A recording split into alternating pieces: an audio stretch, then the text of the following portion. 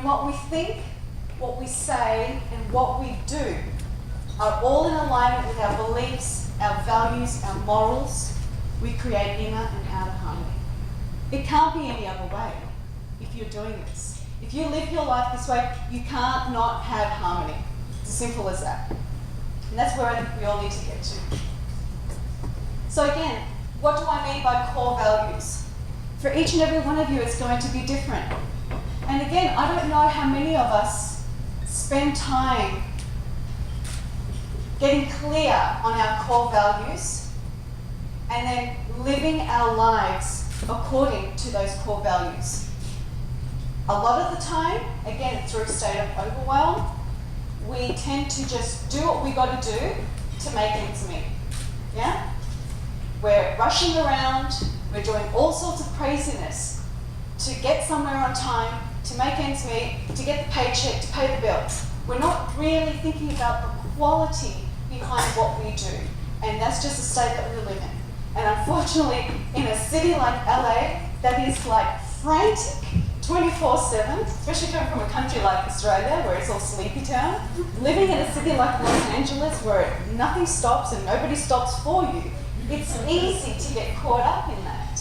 Okay? And I truly believe that when we stop and have a moment and get clear on what's important to us, what our core values are, who we are, what's inside, what makes us who we are, and then we live our lives according to that, that's when everything in life starts to fall into place, and we start to have, like I said, that inner and outer harmony. And we're not looking externally for validation, we're not looking externally for the answers, because everything we need is within us. And like I said, I'm talking about this probably on a more sort of generic level, but I truly believe that everything I'm saying applies to your career and then it applies to your lifestyle as well. So, again, just some examples of core values, but I encourage you to think about what are the 3 main core values that you live by. Again, with my coaching clients, when I pose this question, they're like, huh? What? What do you mean? What core values? What am I meant to do?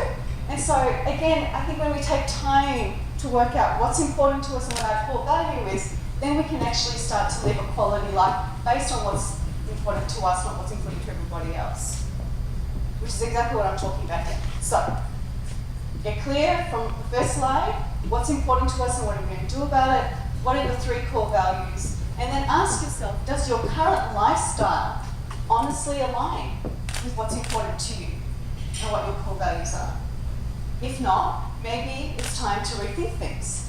And if you're saying no, that's great. If you're saying yes, that's great too. If you can honestly say that your current lifestyle aligns with what's important to you and your core values, great, you're in the right place. And that's exactly where I want you all to be. But most of the time it's no, not so much, and that's good too. Congratulations, you're in the right place today, because from myself and the other speakers that you're going to hear from, you're going to be able to get to that place.